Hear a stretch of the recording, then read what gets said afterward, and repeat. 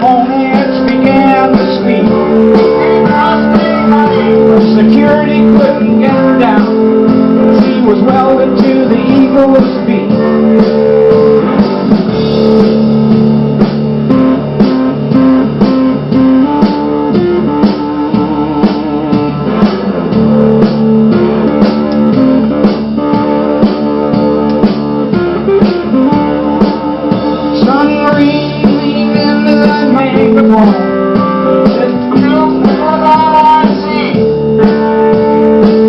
Security brought in some blowtorches. Used cameras, recorded the speed.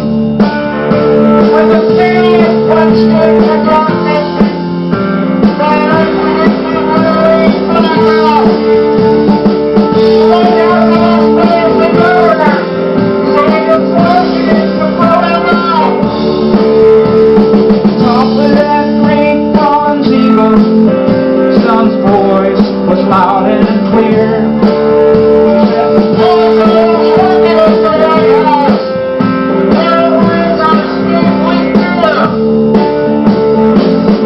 Was a golden moment in the history of TV news.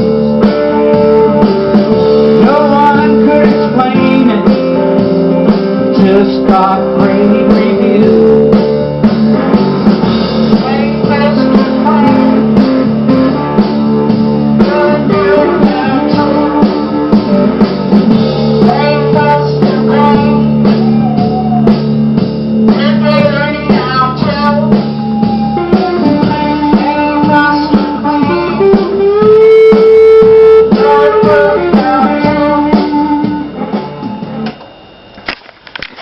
Sorry about that.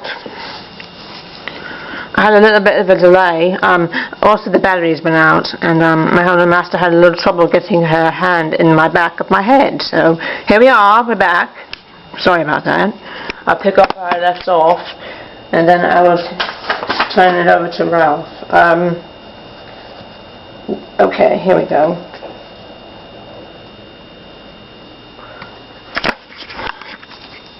Okay. Demonstrating the consequence, according to the mission written on the official museum site, demonstrating the consequences of terrorism on individual lives and its impact on communities at the local, national, and international levels. The museum attests to the triumph of human dignity over human depravity, and affirms an unwavering commitment to the fundamental value of human life. No, the value of human life. These people do not value human life whatsoever. They exploit human life, and they use human life, and they take advantage of human life, and they hurt children, and they lie to people.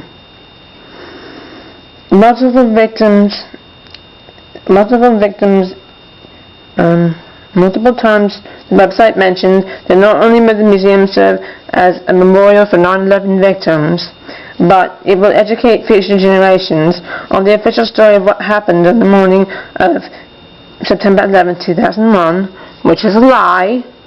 The museum director's message begins with, "The National September 11th Memorial and Museum are being built to honor memory, and in doing so, to educate for a better official story in much the same way for a better future.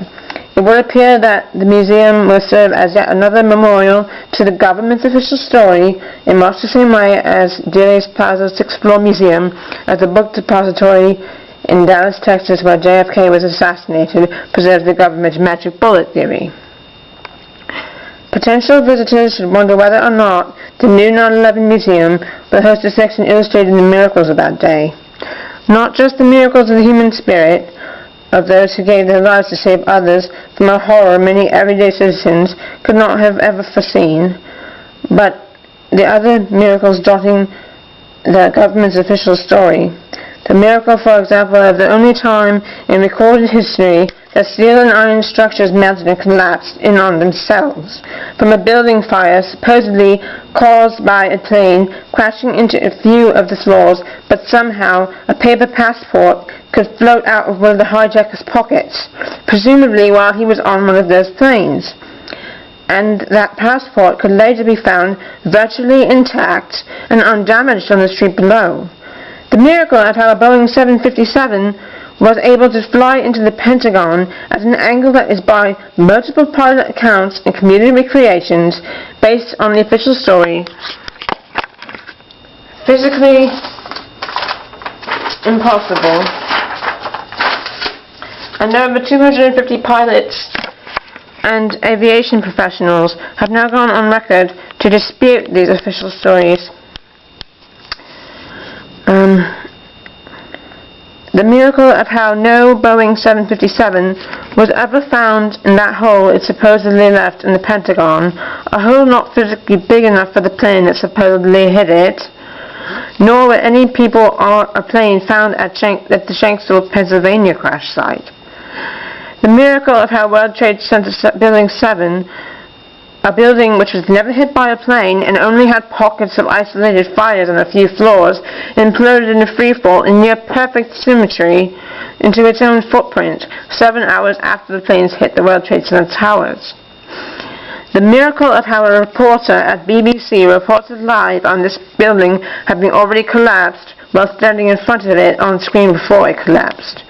Will there be a section on all the rights Americans have lost in the wake of 9/11 in the name of the never-ending war on terror? A display on how the Constitution has been usurped? Will it come complete with artifacts as well, including thousands of naked body scanners of humiliated Americans treated as guilty until proven innocent at our nation's airports every day, or perhaps even a urostomy bag that was torn open during an enhanced pat-down by the Transportation Security Administration because they just had to make sure a retired special education teacher and a bladder cancer survivor on his way to a wedding in Orlando, Florida wasn't a terrorist. And there we go. So, instead of, I don't know why it says the 21st. I thought it was today that it's opened. Or maybe it was today was just the big to-do about it. I don't know. But whatever. This needs to be stopped. People need to go there and spread the truth. People need to spread the truth rather than a lie. 9/11 is our chance to tell people and help people understand that they are being tricked and misled. There are facts. A lot of people don't want to believe it because it's uncomfortable, but it needs to be told. I don't care. You can bury it. You can bury it 6 feet under, all you want. You can bury it. You can deny it. You can hold your hands over your ears. You can shut off any programming that's telling you the truth. But no matter what, the truth is always the truth. It always will be the truth.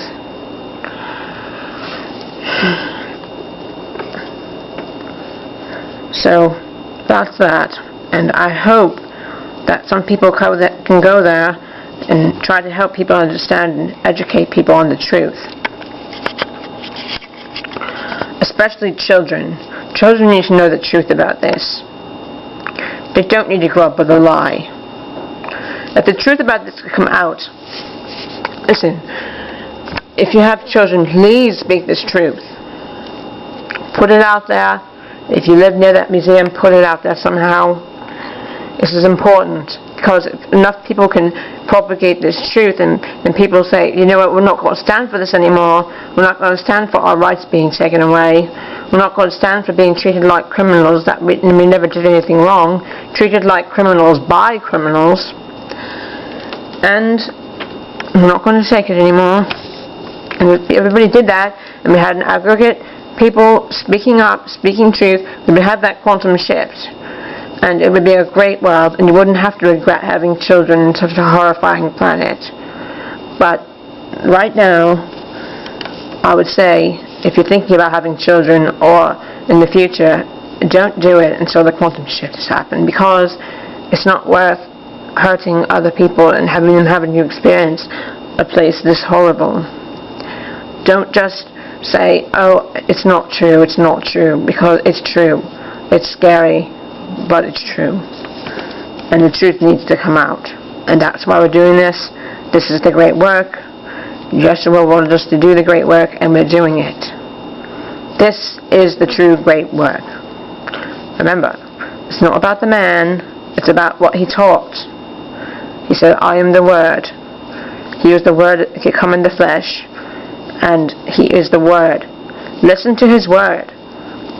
If He were here today, He would be shouting about saying that 9/11 was a lie. And He would tell that. He was very, very brave for doing what He did in His day. He set the cornerstone for our legacy. And we are not going to give up. And we are going to promote the truth because it's the truth. And it's not anything, we hate money. We're not trying to make any money. We are trying to tell the truth so we can change the world for the better. So, I want to thank you for joining me, and I'll see you next week.